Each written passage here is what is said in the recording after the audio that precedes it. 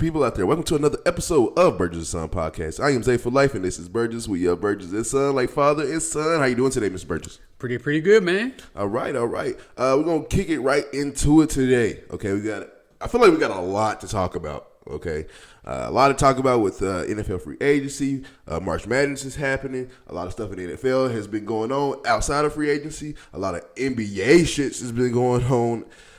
Hate it or love it, been going on in the NBA for real. And then also we got some segments to do with my mom, the beautiful wife over here. It's a lot going on today, so we're going to jump right into it. First of all, we're going to go with the what we saw this past week on a random-ass Tuesday. Bam Adebayo. First of all, congratulations to Bam Adebayo on being the now officially second person on the list as most points scored in a game with 83 points. Passing Kobe Bryant with 81 and falling a good 15 plus points short of Wilt Chamberlain's 100 points. I'll start with you, actually. Bam's 83 points, second most all time. What is your thoughts when you hear that? First of all, when you text me, I wasn't watching the game. I wasn't watching any game. I was just chilling. Yeah, me too. And you text me and you was like, did you see Bam? And so the first thought popped into my head is Bam had a horrific injury. Yeah. And I'm like, well, what happened to Bam? And so I started looking on Facebook, and then I saw that he scored 83 points. And like, I had to wipe my eyes. Like, Bam Adebayo? Bam Adebayo. Now, of course, he's a good player, all-star caliber guy, but you don't think of him as somebody who's going to put up 83 points in a game. Yeah. That just doesn't cross your mind. So first, I was just amazed that he even did it. Yes. And so credit to him for actually getting that done. I mean, only one person in the whole history of the NBA has scored more points in a single game. That's amazing. Yeah. Now, as far as kind of the criticism and the hate and all of that kind of stuff, I can't stand it. I don't like it either. And it kind of irks me that we've come to a point where we can't give people credit. Mm-hmm. The man scored 83 points. 83. 83. Okay, he took a lot of free throws. Okay, he got fouled a lot. Yeah. Okay. Tell him to stop fouling me. Yeah, he took a lot of shots. Okay, you're going to score 83 points? That's kind of what you got to do. Oh, God. The game was out of hand. Okay. I mean, they were playing the Wizards. That's an NBA team. It's not like he was playing, Archbishop of, some young guys somewhere. Yeah. Dude, he was playing a legit NBA team. So why couldn't a legit NBA team keep him from scoring 83 points? That's the question that you need to be asking yourself. Don't blame him. Yeah, ask the players on their team, ask the coaches. If I'm feeling it and I'm gonna keep coming at you, it's your job to stop me. Yeah. And if you can't stop me, I'm gonna keep coming at you. It was one of those buckets I was watching. He did a Tim Hardaway Jr. Just came down the court and pulled up. I was like, Jesus, he is hot tonight. Yeah, I mean, he did shoot 20-something threes in the game. So I mean, it was clear he was going for the record. Yeah. But I don't fault him for that. What do you have at halftime? Like 60-something points. Dude. How often does that happen to anyone, let alone Bam Adebayo? Yeah. That you have that many points at halftime and you're even in range of being able to think about breaking a record that has stood for, 70 years, 60 years? Yeah. So I'm talking about Wilt's record, not Kobe's record. But the criticism and all of that. There's always people that try to minimize great accomplishments, and it irks my goat. We can't just give the man credit for having a phenomenal game and doing something that only one other person in the existence of humankind has done. Yeah. So put that into perspective. Yeah. Put that into perspective.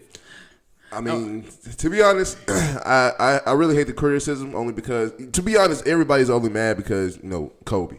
Everybody really are low-key Kobe fans. And, like, I would love for people to come out and say, look, I'm a Kobe fan, and I'm salty that that Bam Adebayo, to all people, broke his record. So I'm going to be salty and it don't count. But it's going to count. But you can be salty all you want to. Like, and I get it. It wasn't Kevin Durant. It wasn't LeBron James. It wasn't Luka Doncic. It wasn't none of these superstars that you would think have the ability to do it. But let's just say, would you complain if it was SGA?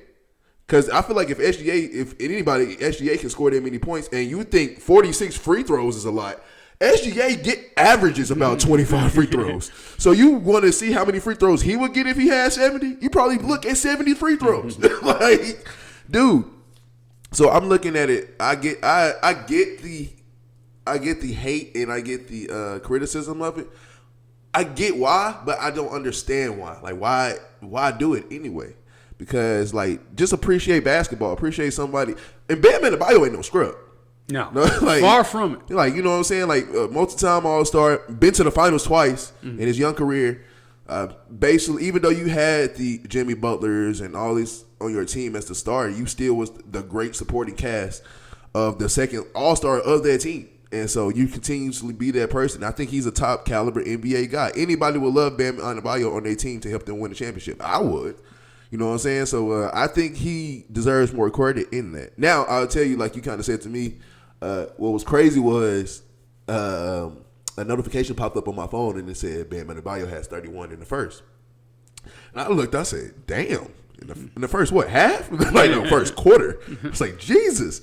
And so I'm sitting there texting my brother Hunter, and actually on Facebook, I see they post like Bam has 31 in the first quarter. And then Hunter sees, he's like, hey, that was making fun of Rashad McCants. That was easy. Factor that in, I can get 81. And we were bullshitting about it. And then after the game, we were like, this motherfucker really did 83 points. And so we was having fun with it. But I don't like the criticism that Bam Adebayo's got for it. Congratulations to Bam, in my opinion, bro. Anybody that plays basketball, your dream is not only to be an all-time great, but to break records and shatter records. And like everybody wants to try to get 50 points, 60 points. Everybody wants to break that. Wilt Chamberlain, everybody wants to break their record. Anybody who goes into the NBA, you want to break their record so bad. You feel like you are that person to score that much points. Some people fall short. Some people actually get close. And some people don't get close at all. In a million years, I would have never thought Bam Adebayo. But, hey, who would have thought Kobe Bryant? Before Kobe Bryant did it, who would have really thought Kobe Bryant was the person that scored that many points? I actually wasn't shocked by Kobe because, like, he shoots to me. It's too much. Yeah, him and passing don't get along. And that's the thing. Like you're not shocked that it happened, but did you think before that happened that like, oh, Kobe? Well, of course, that game you don't think he's gonna just drop 81. But I mean, I'm just saying when Kobe scored the 81, we were like. Yeah, Kobe. Kobe was in the zone, and he ain't passing. So okay, that's the thing. Now when we look at it, like Luka, if Luka scored that much, we'd be like, no, that's Luka. Like he scores a lot. You know what I'm saying? You know what, it's one player, one star caliber player I can say, or superstar caliber player that I can say that we can look at, and we would not be shocked, but we would be super surprised because he don't score that much. He scores a lot, but he doesn't score 50, 60. Is Jokic. If we sat there and saw 83 points from Jokic, we'd be like, but I feel like it would be an 83 triple-double, too. That would be. That's the thing. The thing is, I think he can do it. Yeah. But, I mean, the circumstances have to be right. Yeah. So you're not just going to keep feeding the ball to one person repeatedly, and letting them just chuck up shots in a close game where, maybe there's going to be some strategy involved. Yeah.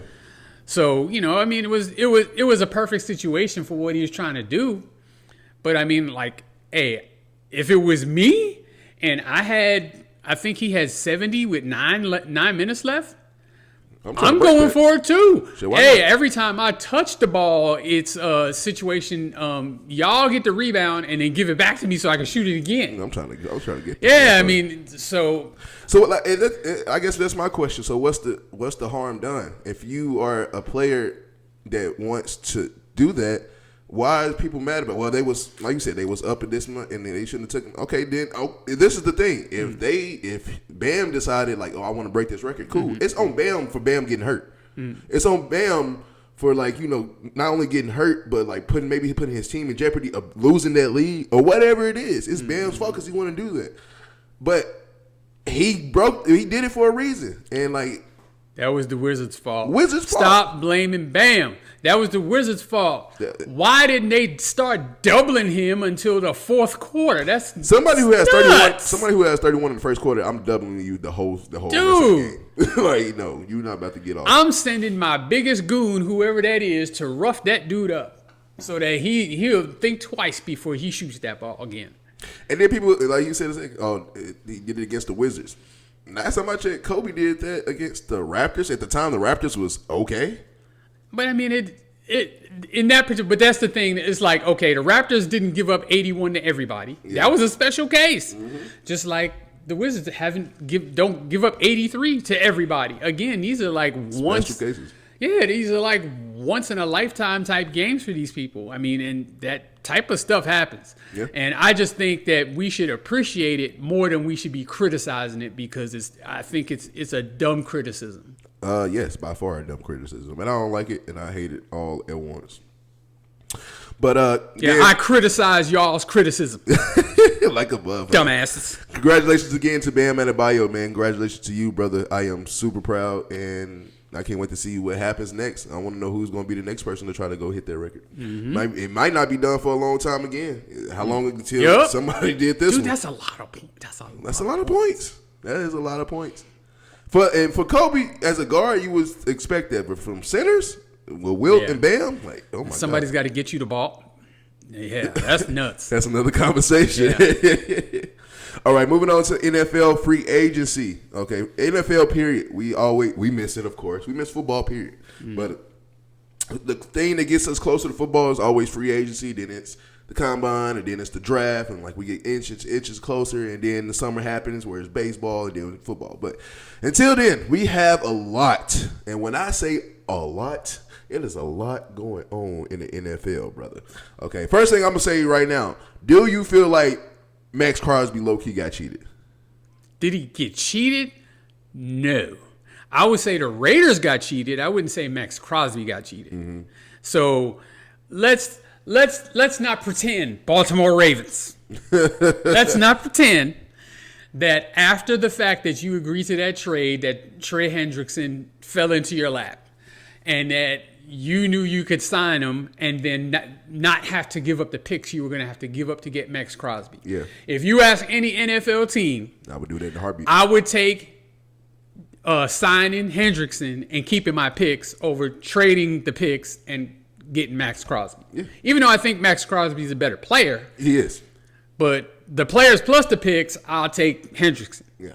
So we all know Max Crosby didn't fail no physical. And if he did fail a physical, y'all would have overlooked that anyway because he's Max Crosby and you knew he was coming off an injury. Yes. So let's just be real about, y'all backed out because you found a better way, a better deal. Yes. I don't know what's preventing them from coming out and just saying that. I don't know if it's an NFL rule that you can't just back out of the trade like that. I know it was before the trade became official because of the start of the league year and all of that stuff. Yeah. You're allowed to announce it, but it's not actually final until the beginning of the league year or whatever. Yeah. Okay, so just tell the truth about why you backed out. I mean, anybody could understand that. Yeah. I understand it. Yeah. I do the same thing. I would. And I mean, I think Max Crosby's tremendous, but I would do exactly the same thing to keep their first round picks. And then I think it's frustrating for fans because like now you're treating us like children. Don't sit here and say this. Like we know the exact real reason. Man. Yeah, work. Come on, man. So Max Crosby was initially supposed to go to the Baltimore Ravens for the 2 first-round picks. They said he failed the physical, even though we know he's coming off an injury, this and that. Then they backed out of that trade, and now Henderson is going to be a Raven. That's crazy already. So the Ravens, I let them do what they do. I don't know what the Raiders are going to do. The Raiders should be like, damn, after we thought we traded Max Crosby, we start signing all these people. Mm-hmm. Like, fuck. They probably still have to trade him because if I remember right, he asked out. Yes. He requested to be traded. So now he's back with the Raiders, but here's the Raiders' problem. They ain't getting 2 first-round picks. It's not going to happen. It's just not going to happen. Nobody's ponying up 2 first-round picks. I'm surprised the Ravens did it. And maybe the only reason the Ravens did it is because they're anticipating they're going to be really good and those first-round picks will be low in the first round. Yeah. But, I mean, you know, a team that's mediocre or a playoff caliber team, you know, looking to add a piece or maybe somebody trying to turn around their fortunes, you know, they're not giving up 2 first-round picks. You know how valuable that is? Yeah. I mean, and Crosby's great, but, like, you know, maybe they get a first and, you know, like a third or fourth or maybe a first and a player or, you know, some other kind of package. But they're probably not going to get 2 firsts, but I still think the Raiders still have to trade them. I think they just have to. But they're never going to save face on it because they're not going to get 2 first-rounders. Yeah, it's gonna be difficult for the Raiders. Yeah. I don't know what the Raiders are gonna do. Staying in that same division actually, they're one of their biggest division rivals in the Kansas City Chiefs. Signed Super Bowl MVP Kenneth Walker III. What is wrong with the Seahawks? I'm shocked about that. Yes, I'm shocked. I'm really surprised that they let him go with the amount of, especially with the amount of cap space that they had. They did have some players up, including him. But he would have been the cheapest one to sign. Yeah. He's a running back. But, you know, hey, they just built a Super Bowl roster. So on some level, you kind of have to trust that they know what they're talking about. And their running back that got hurt, Charbonnet, he's not bad. No, he's good. And, I mean, you know, of course, you can always subscribe to the theory that we can get a running back. Yeah. I mean, what was Kenneth Walker, like a 3rd or 4th round pick? Yeah. So, I mean, you know, I guess they're, you know, maybe we can do it again. Yeah, one of those franchises that just kind of devalues the running back position as a whole and thinks that they'll just be able to replace him. Yeah. But yeah, I don't know if it's going to help the Chiefs though. Really, to be honest, I think it helps them a little bit. I don't think so. I think that offensive line is trash. Yeah. It's trash. It got worse over the time. It's garbage, and like they were never really built on running the football. Like when you have Patrick Mahomes, I mean, I understand he's coming off an injury himself now. And I think that's what the signing does because he's coming off injury. It's kind of putting the workload. Yeah, he may not even be ready week 1. I mean, he got hurt at the end of the year. It was an ACL at the end of the year. So I mean, you know, for him to be ready week 1, that's a lot. I would say that's a lot, but I mean, I know people are different.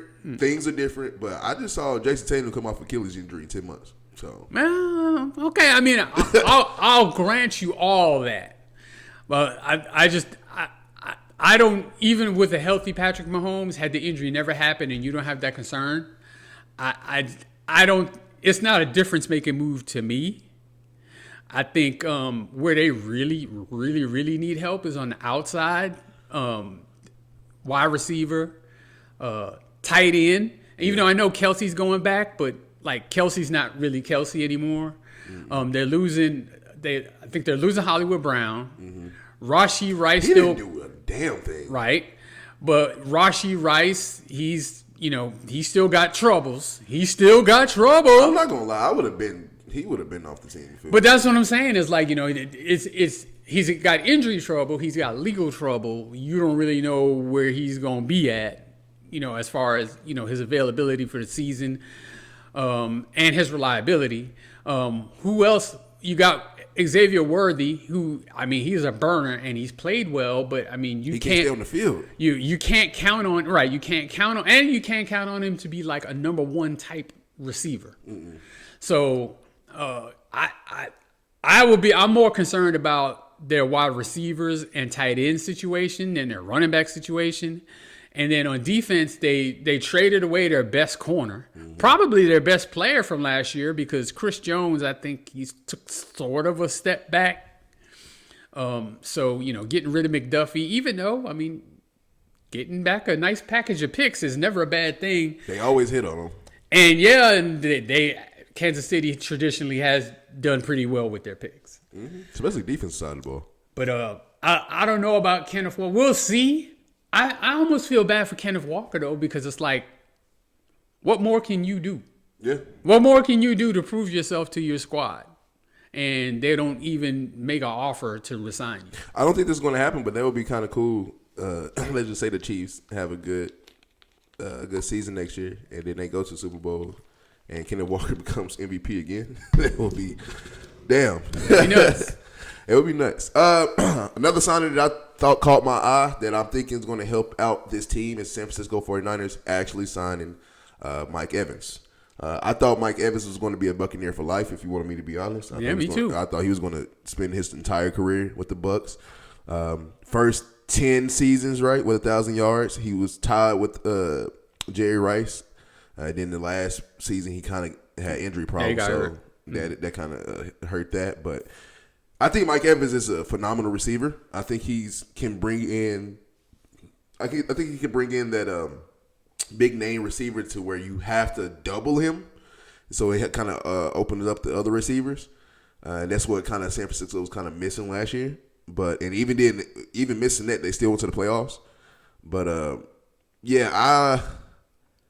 I love the signing, but at the same time, I can see how other people. I've been listening to other people talk about it and how it can be worrisome.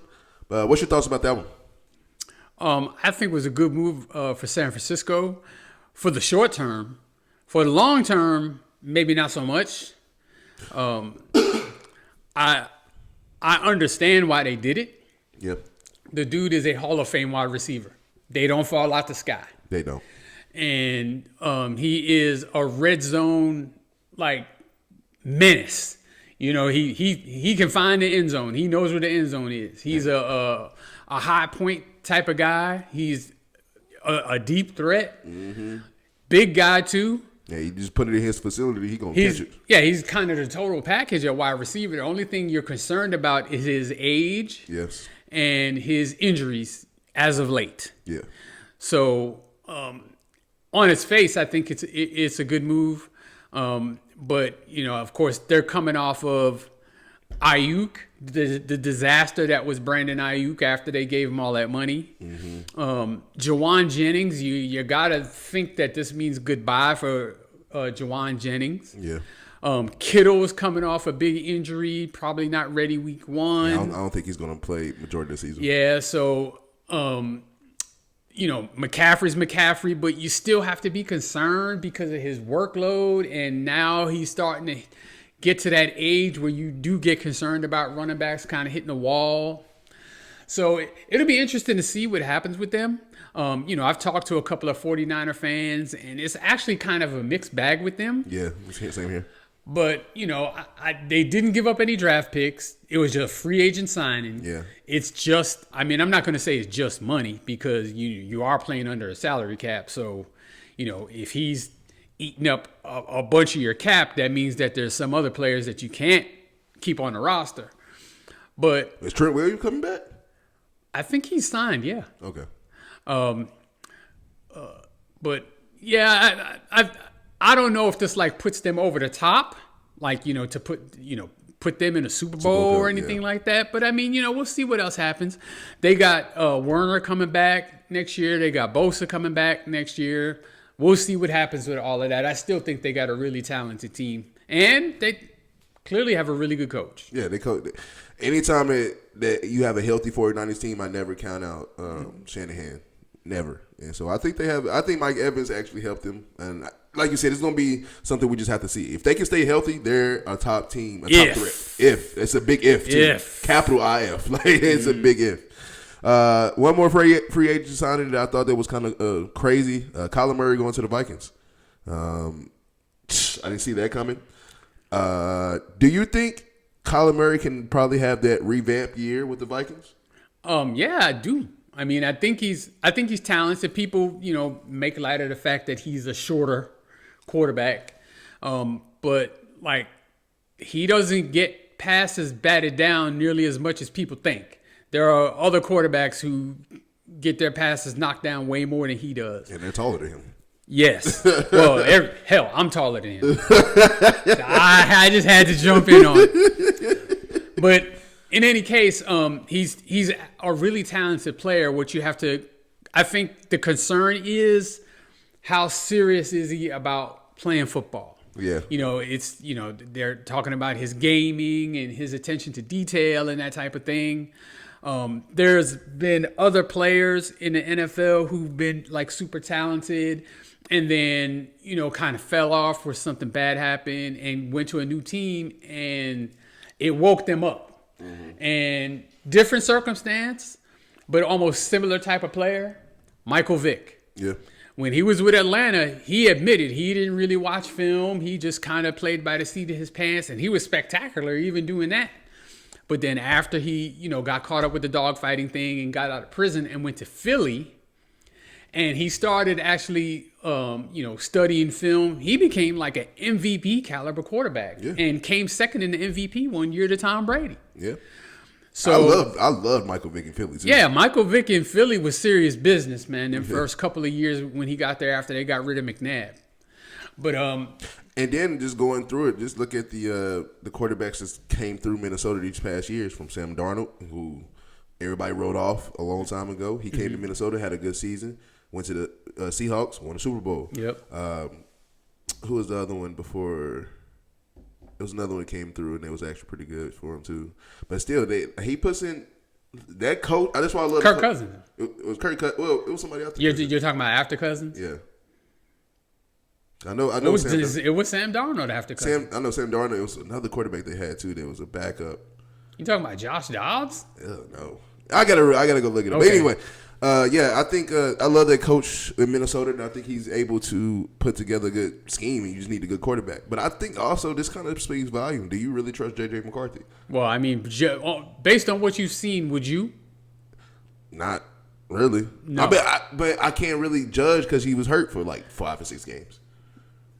And it was in the middle of the season, so like I would take Kyler Murray at this point over J.J. McCarthy. Yes, I would. But I'm just saying, like, I can't really fully judge J.J. McCarthy's fully. Because, first of all, you got hurt your first year.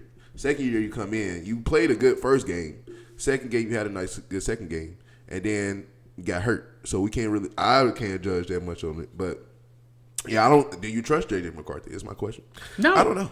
Do you trust Kyler Murray? No. I mean, it's just, but which one do you trust more? I would say Kyler Murray. Yeah, for sure. He's had NFL experience. He has played in a playoff game. He's been a Pro Bowler.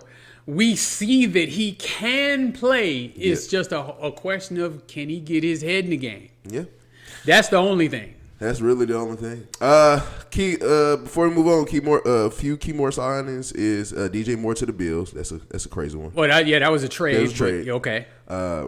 We got Isaiah likely to the Giants, meeting back up with John Harbaugh. That's a good one, I think, for the Giants as well. Mm-hmm. Malik Willis is actually about to get a bag from Miami. Yep. Out of all players, I wouldn't have thought Malik Willis, but I'm proud of the young man. Well, I mean, he actually used to play for the Titans, so that means since now that he's no longer a Titan, he's actually going to be a good player. That's how it works. How it works. Hey, it's law. It's law. And then another lefty quarterback going to Atlanta. What is Atlanta doing? Dude, I don't know.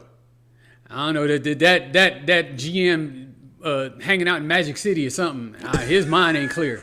I don't know what he's talking about. They gave some in Magic City. I'm telling you. Hey, I don't know.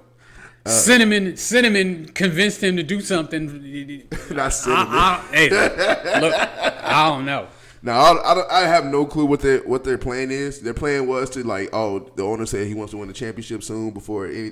You're not gonna win one with this. Do you see the roster you got on your hands, sir? No, I mean offensively they've got pieces in place. They do. The quarterback. I don't know if I would bring in Tua when you got Penix. He's all right, and you don't necessarily have to have the greatest quarterback when you have a really good wide receiver, a really good tight end. You got arguably the best running back in the league with Bijan. You got a really good offensive line. Their offensive line was awesome last year. It seems like on the defensive side of the ball is where they need to step up some stuff. Quarterback, I mean, while something of a problem, I don't think Tua solves the problem. Is all I'm saying. I think you give Michael Penix kind of ever since he got drafted, you gave him an unfair like thing in the NFL because he comes in. First of all, you just signed Kirk Cousins to all this money, and then you go draft Penix, and then like you put that. Yeah, that's already beef in itself. And then the next year, Penix becomes the full-time starter, but now he gets hurt, and so but he was playing well, but it's like the team wasn't doing that much good as a whole team, but. Then he gets hurt. Then Kirk Cousins come in, and then they just think up the joint. And then now coming in, Michael Penix is like, okay, this is going to be my team, this and that. Then we bring Tua, and the first comment is, oh, this is going to be an open quarterback battle. If I'm Michael Penix, why did you draft me? Like I've been going through hell since I've been here. Like what the fuck? But at the same time, I'll say this just to play devil's advocate. Maybe he's not putting in the work that they want him to put in, and they think he needs a kick in the pants. Yeah. I mean, maybe. I don't know. I'm not in the building. It seems odd from the outside looking in that they would bring in Tua to compete for the starting position. But, maybe there's something that they're seeing. Maybe there's something they don't know. Maybe there's something they know that the rest of us are not aware of, Yeah. It is what it is. Also, one funny one, Geno Smith back to the Jets. The Jets got Geno Smith before and after he was good. That's hilarious. And it's only hilarious because it's true. It's true. It's true. Man, that's a really Jets thing to do right Seattle now. Geno was the only Geno that was any good. Any relevancy. And before that and after that, trash. Trash. Oh, my God. Staying in the NFL for just one thing. I have something I have to get off my chest. Are we ready for this one? Oh, yeah. Well, we're ready, but I'm going to go ahead and introduce it. So we are bringing back a segment that has not happened in a while. So what I'm going to do is I'm going to sit here with my mouth shut and my ears open, and so will you, because it is now time for Zay's rant. All right, I'm going to try to keep it short and sweet, okay? Where we at? Okay, cool. Zay's rant today is going to be at one of my, I can't say what it is my favorite team because I got a multiple favorite team, but my favorite of all favorites, Tennessee Titans. Tennessee Titans has recently just revealed that they have a new logo and new colors and new uniforms, and they got a new stadium coming next year. That's going to be debut in 2027. That's next year, right? Yeah, next year. So my rant is against the Titans of really revealing the new logo and new colors. I hate them. I feel like I'm the only Titans fans that actually hates the new logo, that hates the new color. Even my mom was like, no, that one is good. Like, I hate it. First of all, with the color scheme, it's like you're trying to go back to the Oilers. We're not the Oilers. We're the Tennessee Titans. We're not the Tennessee Oilers. I mean, I get it. We're the same franchise that moved from Houston to Tennessee. But we was the Tennessee Oilers. If we was going to say the Tennessee Oilers, these colors would make sense. But we're not. We are the Tennessee Titans. We need our own identity. That two-tone blue that we had, even when we changed our jerseys in 2019, 2020, one of those years, and we did the darker blue, the darker two-tone blue, and the dark helmets. Even I was kind of like skeptical, but I ended up loving it because that's the Titans' identity. This is the Oilers. We are not the Oilers anymore. Sorry to tell y'all that. The Oilers are gone. You will never see Houston Oilers ever again in our lives. Sorry. Top of that, new logo, new uniforms, new stadium coming in. If I'm a Titans fan, but make sure I'm saying this right. When's the last time Titans won anything? To deserve a new stadium, to deserve new uniforms and new. What have you won to do that? So it looks cool on paper. It looks great on paper. It looks like a good picture. But is this going to help us win 10 games, 8 games? All of this we doing, especially with the new stadium, and then we go out there and win 4 games. I'll be definitely highly pissed. What was the purpose of this? I don't like the uniforms. I don't like the color scheme. I don't like the idea of we getting new everything, and we haven't won anything to prove it. We're like, Kansas City has won so many within these next years, and yet they struggling to get a new stadium in Kansas City. They're struggling so bad that they have to move across the line to go to Kansas to get a new stadium. Are you serious? A Super Bowl winning team with a Super Bowl winning quarterback, Super Bowl winning coach is struggling to get a new stadium within the, but we get one. $3.1 billion. $3.1 billion. Where did this money come from? Is what I'm saying. We ain't won nothing. I am highly pissed, highly upset. I don't like, you can say what you want. I'm a fake fan or whatever you want to say. I'm just going to keep it real. We have not done nothing for us to deserve anything. And we're just going to assume that we're going to get more, we're going to get better because of this. I hope so. Now, I believe in Cam Ward, and I believe in Jeffrey Simmons, and I love that Robert Saleh has come in. I'm excited for our next season, for our next chapter. But can we start winning before we put stuff in, to play with this? That's just what I think. Anything you want to say? Yeah, well, forget all of that. Okay, so you're speaking 100% as a fan, and look, I get it. I am fans of teams, and they have done stuff that mystifies me because it seems like their focus is on anything but the thing that I'm interested in seeing, which is the team winning games. Yes. But let's not also forget that this is a business. Yep. So all of that stuff is to increase revenue and make money. New stadium means new suites, means more endorsements, more advertising, more money. New uniforms means more money. Yeah. Why? Because fans will go out and buy those new uniforms for when they come to your new stadium to floss around with, to keep current. They'll buy all that new stuff. Mm-hmm. It's all about dollars. Yes. I mean, that's why right up the road, the Dallas Cowboys can do all kind of crazy, wild, stupid stuff and not win for 30 years and still be the most valuable franchise on the planet. The planet. Because it is not about winning. It's about marketing, promotion, and making revenue. That's what it's about. And if they so happen to win in the process, seems like that's, a nice welcome byproduct of making money.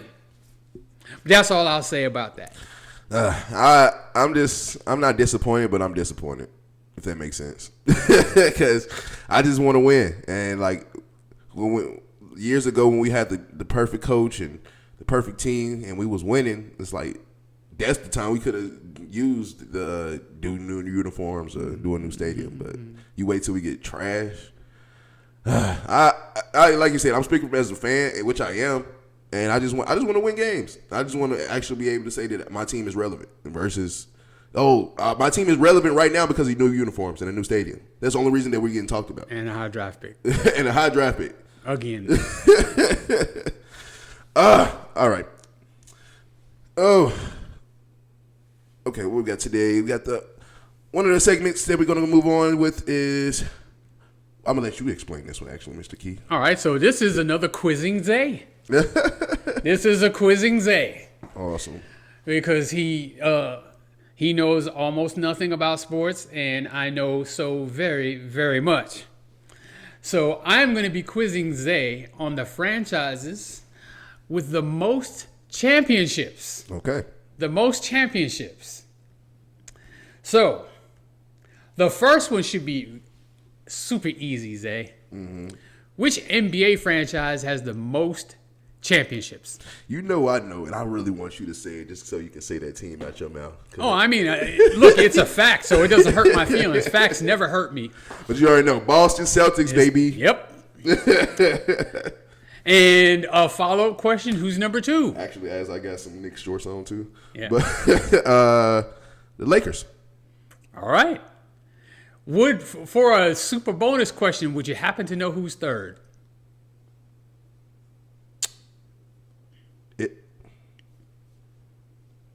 It's not is it the Spurs? No. Either the Spurs or the Bulls. It might be the Bulls, actually, with 6. It's the Bulls. Really? Okay. Yeah. It's amazing. One guy brought them all 6 and made them third in championships all time in NBA history. But that's kind of nuts of how that big ass gap is from first and second to third. It's Yeah. like, Yeah, it's like there's 35 championships between the Lakers and Celtics, and like the whole rest of the whole NBA's got like 20 or something like that. Like, it's nuts. All right. So next question. Zay. Let's do it.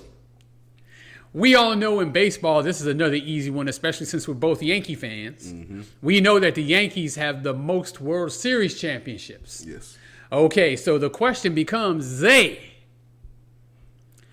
which Major League Baseball franchise has the second most World Series championships?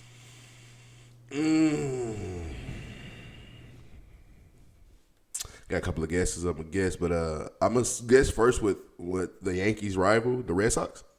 No. No, okay. I'll allow your second guess. And fuck the Red Sox. Dodgers. No again. Damn. The answer is the St. Louis Cardinals. You know what? Damn it! I should have hated anything, but for real, I didn't know that. Yes, 11 championships. Damn, for real, I didn't know that. That's cool. Yes, I've been to their stadium and everything. I love it. I love the Cardinals. Yeah, the Yankees have 27, and that just shows you how far out in front of everybody they are. The Cardinals have 11. Oh my God. Yes. But Yankees been around for a long time and had definitely hella players come in and do that. I'm not gonna lie, I've been kind of disappointed the past like 15 years that we have not done anything with a championship. Yeah, they've been relevant. They just haven't been able to, get it all done. You know what I'm saying? It sucks. Yeah, it will be all right in the by and by. Yeah. Well, one thing, it will be long dead before somebody passes 27, if that ever even happens. Yeah. All right, but the Cardinals actually are as long and historied a franchise as the Yankees, just not as successful. Yeah. But they've had a lot of all-time great players come through their system as well. Some of the best players that's ever played the game, Stan Musial. One of my favorites, even though he's not even a Hall of Fame, is Willie McGee. I love Willie McGee. He was a baseball player from the 80s, an outfielder. What was the one player? Albert Pujols. Albert Pujols too. Yeah, I mean like the. What's the white dude? I want to say McGraw. Was it McGraw? No. What was he, a pitcher or what? He was. I can't remember his position, but he used to hit a lot of home runs. It was a white dude. Fuck. McGuire? McGuire. Mark McGuire? There you go. I cannot think of his name. Okay. But so they've had their fair share of great players too. Yes, and of course sure. that's why they have so many championships. Mm-hmm. All right, so we'll move on to the next one. And this one, okay, I'll just ask the question. I'll let you dig your own grave. Okay. Damn. Which school has won the most NCAA college football championships? Football. Yeesh.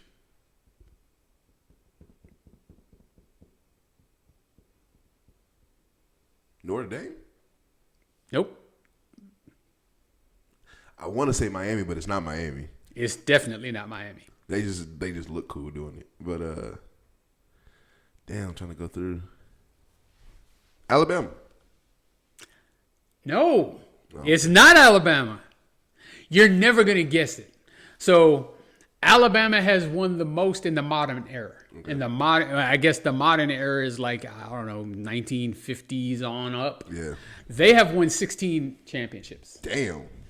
Yeah. That's a lot of championships. And so it didn't start with Saban. Saban's won 7, and it didn't start with Saban. I know they had the Bear Bryants and all of that. Yeah. But the college football team with the most national championships is going to surprise you and probably most people watching. It's Yale. The Ivy League school? Yes. Yale has 27 national championships. Ew. Now, I'm gonna explain this to you. Football was actually invented by college students and first played in college. Yeah. All right? And it was invented and played primarily in the Ivy League. So those Ivy League years go back way, way, way, way, way into the 1800s. God. So Yale has not won like a national championship since probably 1930 or 40 something. Mm-hmm. But back then when it was just the Ivy League, They was on They were the ones winning the championships all the time. They won how many? 27. That's a lot of championships. Dog, I didn't know that. That's crazy. Yeah. Yale. Out of all schools, I would have never thought Yale. But modern era, Alabama. Mm-hmm. Okay. Alabama. Wow, that's a history lesson for your ass. Yeah. Yale? I'm taking that. I'm using that one. That's crazy. All right. Next question. Can you name the NCAA school with the most basketball national championships? Would that be UCLA? That would be UCLA. Okay, I thought so. And you know what? I don't even know how many it is. I just know it's them. I think John Wooden won 10 of them. And I can think of at least one that was won after that. So at least 11. But you know what? Now that you're looking this up, I may even be wrong about that because basketball kind of started almost the same way. UCLA has the most with 11. I did Kentucky get it right. is second with 8. Okay. UConn is third with 6. Yep. Over North Carolina? Well, they're the tied. Yeah. And Duke and Indiana has tied with 5. Yep. That's crazy. Okay. I knew it was UCLA. Okay. All right. But they haven't won one since 1995. Yeah, that's the one I remember that wasn't John Wooden. All right, now here's the final one. I'm sorry, dude. I'm now looking at it. UConn they got 6, but all of them came really 2000. No, 1999 was their first one. And then literally the rest is in the 2000s. Yeah. That's crazy. Yeah. I like that. That's cool. Anyway, sorry, keep going. All right, you're all right. So, last question. Uh-huh. Name the NFL team with the most championships. NFL team? NFL team with the most championships. Patriots. No. Or are they tied with the Cowboys? No.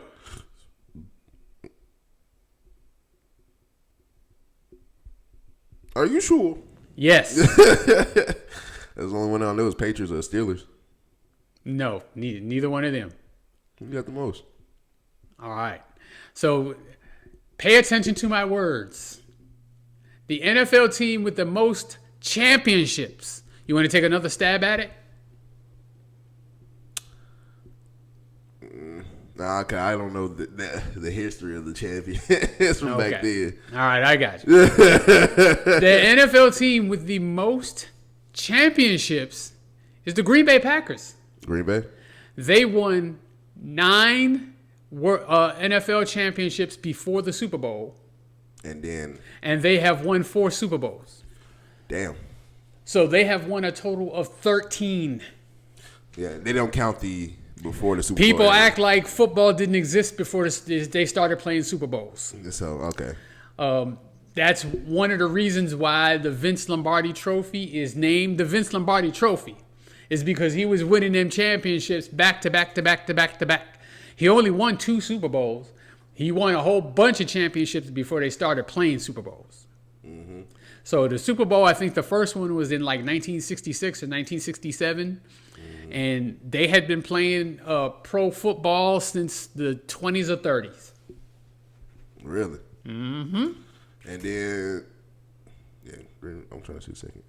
So Green Bay, 13, Chicago with 9, and the Giants with 8. And then the Super Bowl era kicks in when he got 6 with the Patriots. Yep. Damn, that's cool. Yeah, that's crazy. Yep.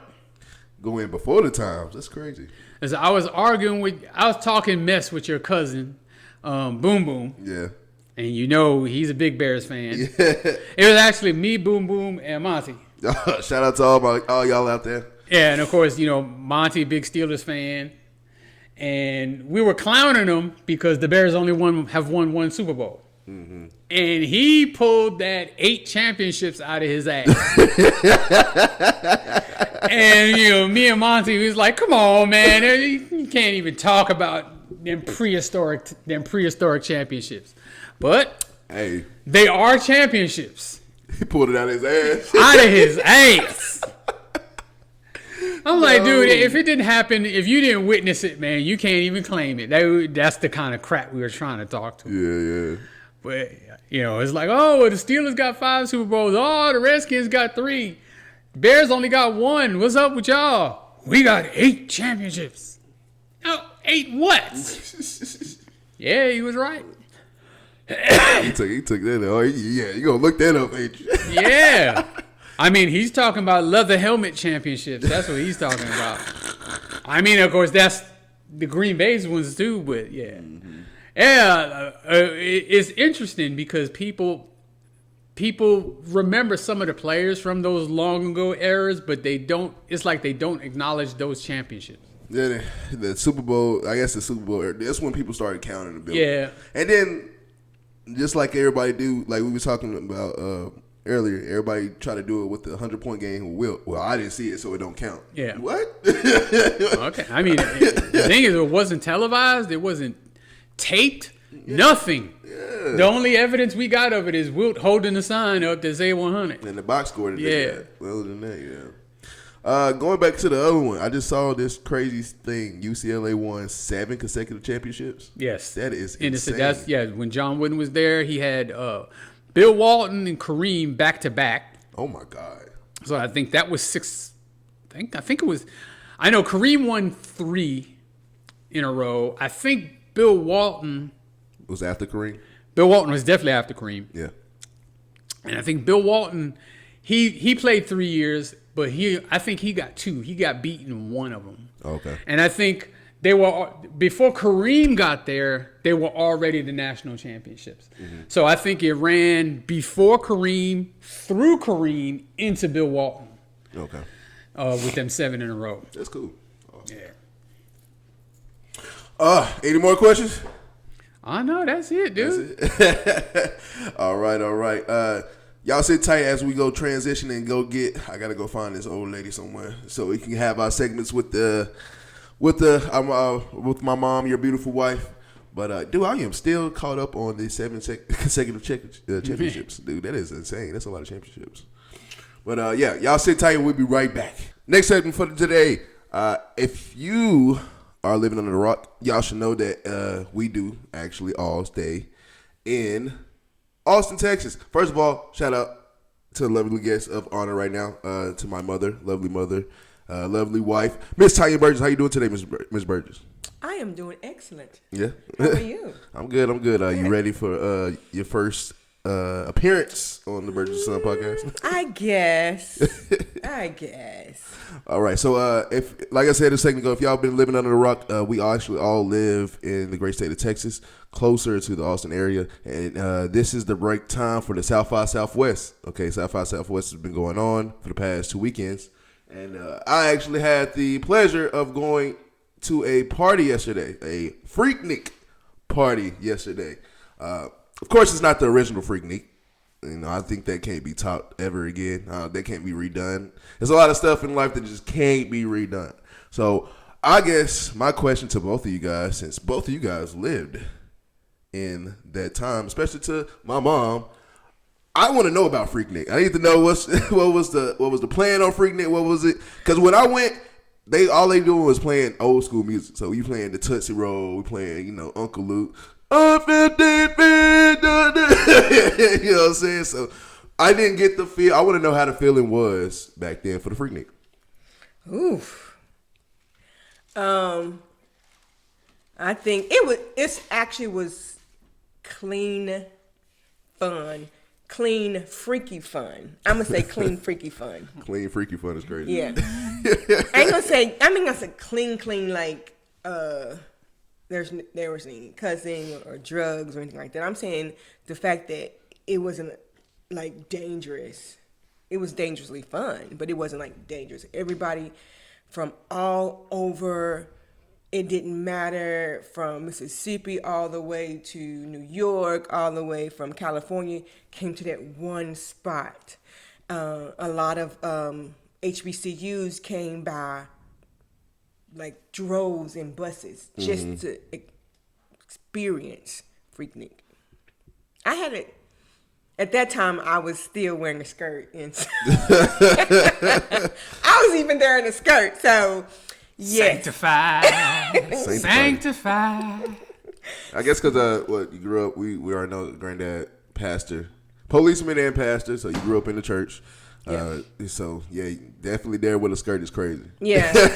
I was a PK kid at the Freaknik. That is wild. But yes, it was a time that I really, really enjoyed and found a little bit of myself. Really? Mm-hmm. I feel like also with Freaknik that at the time that it happened, it was before social media. And so like now if you post something, that's why a lot of people's stuff ain't popping, because you post like, oh, we got this and that. Mm-hmm. Everybody hears about it, and then they go either fast or they go late. But it's never experienced a word to mouth. Which was back then for Freaknik, it was word to mouth. Like, yo, y'all hear about what's going on in Atlanta? Mm-hmm. Y'all this and that. We gotta go. Instead of like, you don't see no pictures, you didn't see no social media posts. It was just words. Literally, did y'all hear about this? Right. Go. It was definitely a hearsay type of thing, spread the word type of thing. And another thing I had experienced is it was an array of black people. When you're living below the Mason-Dixon line in a state like Tennessee, where we were raised was like between 17% black, and it wasn't a lot of black people around us. We would go to church, we would go to family things, but living below the Mason-Dixon line and not having really favorable experiences with our other part of the world, or other people, it was hard to imagine that so many black people was actually around, and we had fun. It was actually fun. It was just so many different black people that I was like, I didn't realize that it was that many, right? Just like I said, I was raised below the Mason-Dixon line in Tennessee, in a small town that it wasn't a lot of us. So it was a great experience just to, like I said, find who I was as a black woman, and have fun doing it and experiencing things that I couldn't tell you. I may not mention it to you ever. So yeah, just so y'all can respect me later on, I'm not gonna mention a whole bunch of things, but the fact that it was fun was I think that's a good thing why social media was around, because I bet a lot of those lost photos and lost videos needs to stay in the mind and not come outside. I still got them. So now that we have had the PC Miss Human Resource answer about Freaknik, I'm going to give y'all the real. Hey, man, that was some raunchy shit back in the day. I'm telling you right now, raunchy. I thought I had seen raunchy before in my life. I went to an HBCU in Tallahassee, Florida, and we had some crazy parties. Shout out to Florida A&M. Freaknik topped it all. The stuff I saw in front of my own face with these two eyes, I was absolutely stunned. I was floored. I did not realize that people could act and be that damn crazy. And wild. And I mean, just look, to a level you had to be there, and I think that's a lot of the mystique of it. Is that if you weren't there, you just really aren't gonna understand. And thank God there wasn't social media and camera phones and all that kind of stuff. Hey, we'd all be canceled. She probably wouldn't be with me. He wouldn't be here neither. So it's the stars lined up right for the time when Freaknik took place. Yeah. But they surely picked the right name for that motherfucker. I'm telling you. The right name, They named it Freaknik for a reason. You picked the right name. You picked the right city. You picked the right atmosphere. You picked the right everything. It was the perfect storm of just debauchery. It's probably the best way to describe it. So my wife can, it was a lovely time with lots of black people. I wasn't aware. Nah, it was put the gun in the That's what it was for 3 straight days. It was the name. The No namesake, sleep. Yeah. No sleep. No sleep. Back to back partying everywhere, and I do mean everywhere. Literally on the highways. The Streets were blocked. Like, just on the highways. yeah. I know it started in a park, and it just blew up into epic proportions. It was a park. Then it was like ended up being like 4 blocks, right? And then it was the whole city, and then it became such a nuisance to the city that the city shut it down. Yeah. But yeah, I mean, it just blew up, and I am so grateful. I'm so grateful. I don't know where I'd be right now if there was pictures of what I was doing at them Freakniks. Right. Actually, I feel like that's a good a good experience though, because if you was able to live through that and go through that, like it's one thing to be there, but to like see everybody try to mimic it, it's like nah. It cannot, and never will be duplicated. Nah, you can't do that, bro. I'm cannot. sorry to tell you, dog. Today, you know what it would be like today? A whole bunch of people walking around with their phone. Literally. That's exactly what it'd be like. Everybody just literally doing this all day. But back then, there was a bunch of people walking around with their camcorders. Remember the Freaknik documentary came out? Hey, people my age, we was just watching that documentary to make sure we wasn't in it. I know I was. I was like, just make sure you don't see my face nowhere. Like, the whole documentary, people clenching butt cheeks, like, please, God. For all you millennials and Gen Zs. And alphas. Yeah, you might have been conceived at Freaknik, you know what I'm saying? For real. Never know. I had the opportunity to do Freaknik and Fat Tuesday. Okay. And within the same year. And I can honestly say that Fat Tuesday hang out on them Freaknik. No. It really didn't. No. My first experience with Fat Tuesday, I was like, ooh, oh my God, grass pearls. But when I went to Freaknik, I was like, oh my God. Like, it was a totally different level. Totally different. Something new, something crazy, and something that can never be repeated. Yep. That was fun. Hold on. If you can go back in time and do Freaknik over again, would you do it? Would you? The 24, 25-year-old me, yes. The 54-year-old me, that's too rich for my blood. Dude. I can't hang with y'all. I can't do it now. Yeah. All right. Next segment we have with the lovely Miss Tonya Burgess. We have a lovely segment that we have called This or That. Mr. Keith, would you like to explain this next segment? Yes, so we are going to do a new segment entitled, as Zay so eloquently displayed, called This or That, where I'm going to name 2 things, and you will have 3 seconds, each of you, to name which one of those things that you like the best, and a short, Mrs. Burgess, statement on why you feel that way. So we will start with Mr. Xavier. Okay. All right, the first this or that. Cake or ice cream? Cake. Why?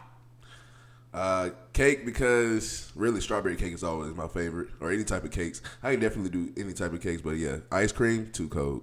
I hate the cold period. Ice cream, I just can't do ice cream like that. I don't know what it is. All right. Tonya. Cake or ice cream? I'm going to say cake. The reason? You don't like me when I eat ice cream. That's a good reason. Hey, she be tooting that trumpet, you know what I'm saying? You know what I'm talking about? Hey. All right, so now I will take that question. I'm going to say ice cream. So we all know at this table, when it comes birthday time for me, what kind of cake do I like?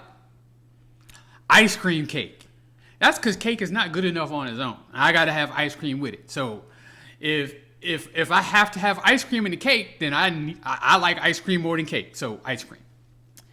So next, and this is actually a question that Tonya brought up that I thought would be a really good idea for the show, even though she has no idea what's coming. So I will start with her. Okay. All right. Mm-hmm. College football or the NFL? Oh, wow. Well, I have mixed feelings about that.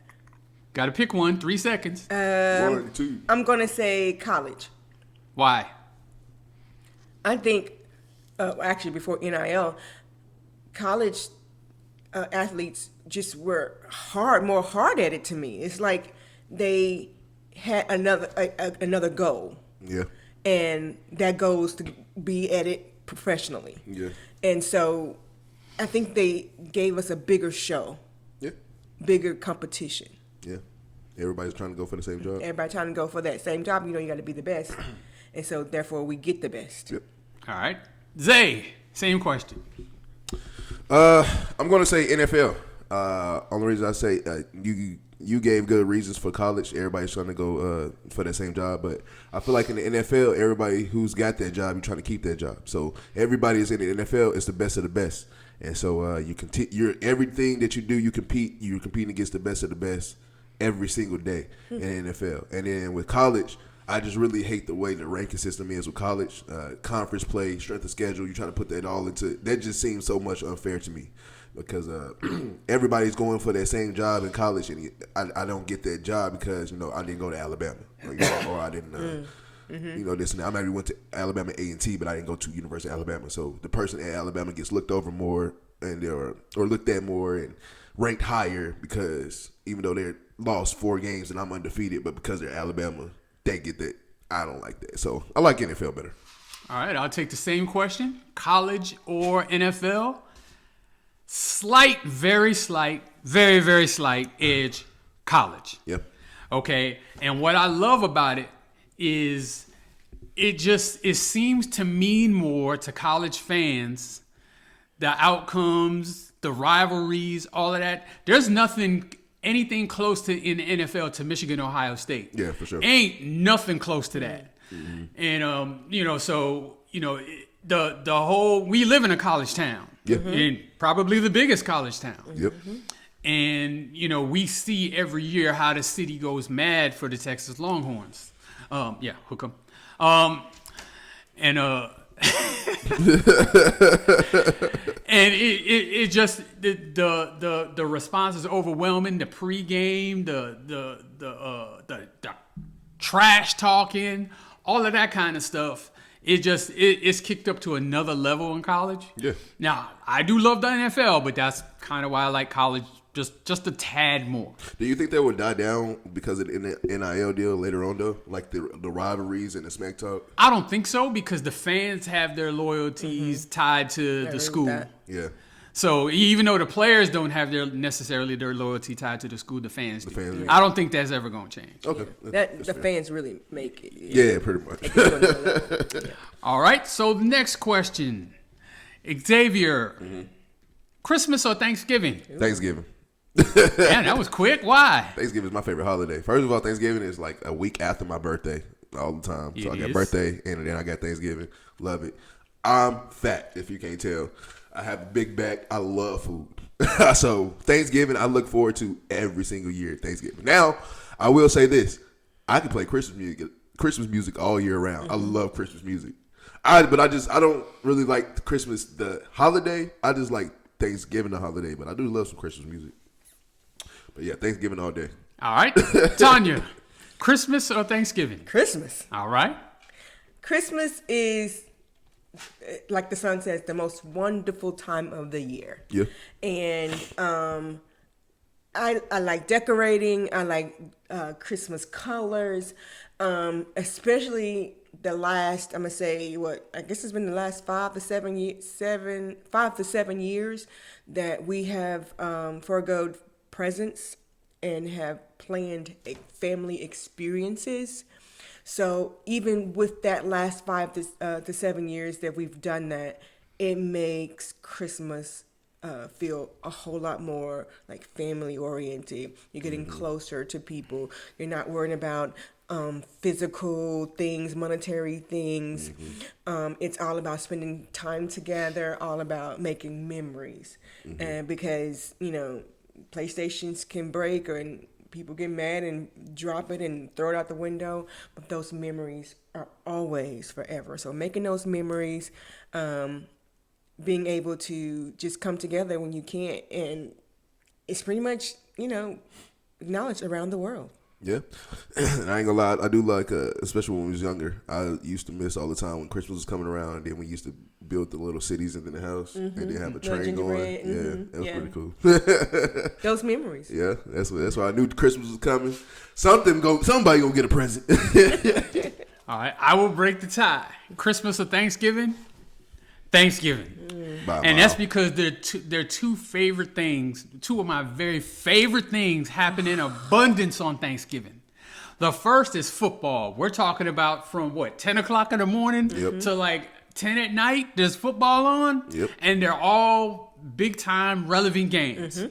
So football and macaroni and cheese. I knew you were going to say macaroni and cheese. That's my shit. I knew you were going to say macaroni and cheese. I swear if somebody forced me to choose one food to eat for the rest of my life, it would be macaroni and cheese, and I wouldn't even be upset. Macaroni and cheese or pizza for me. Shout out Kira Burgess, my sister, who makes the greatest macaroni and cheese of all time, and it also happens to be her birthday today. Yeah, so happy birthday, Kira. We love you. We love you, Auntie.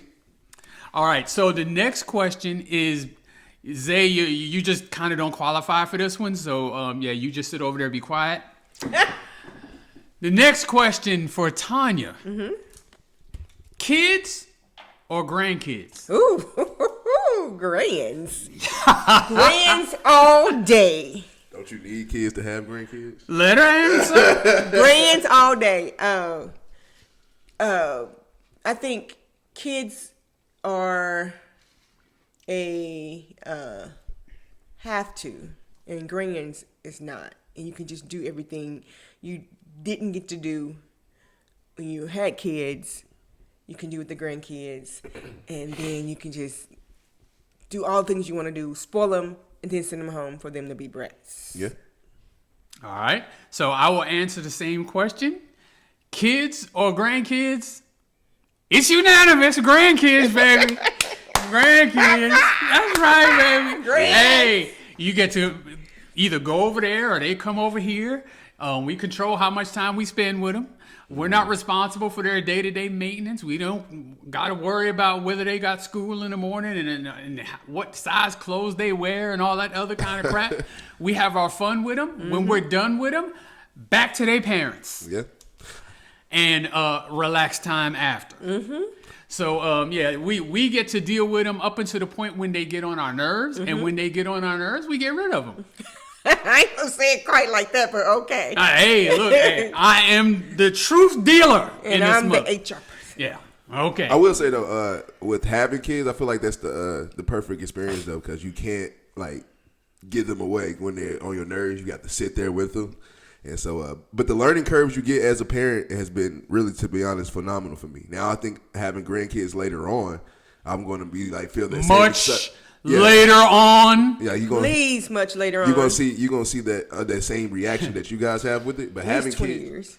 But having kids really shows it teaches you about yourself. And it shows it shows your own character, and you build your own character within your kids. You get to see, and your kids are really you. And so you look at damn, do I really do this? And you start asking questions and just be going crazy. So yeah, I get both of y'all. How many times we say, this motherfucker's acting just like Zay when Zay was that age. Yeah. I mean, we say that repeatedly. Yep. So and then usually that's when we send them home. But but we love the kids. We love the grandkids too. Oh, yeah. Unconditional love of grandkids. Yeah, I think being a parent actually teaches you a lot, period. And then especially, not everybody can be good parents. I've definitely seen some crazy ones out here. Yeah. Well, yeah, I mean, that's a whole nother subject. That's a whole nother subject, a whole nother show. All right, final question. I'll start with Tonya. Okay. Okay.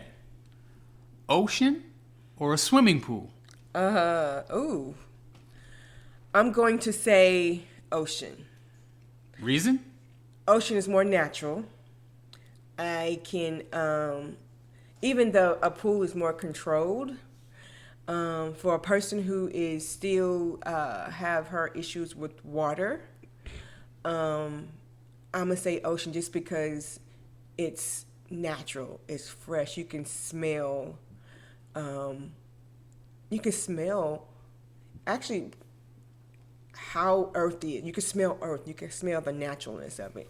You can go in and it's like it washes you clean. I don't know why. And then it's beautiful. It's according to where you are. Smell and taste is salty though. Yeah. It's according to where you are now. If I've seen some beautiful beaches and oceans, clear waters. I think the best ones I've seen is your birthplace, and that's Bermuda.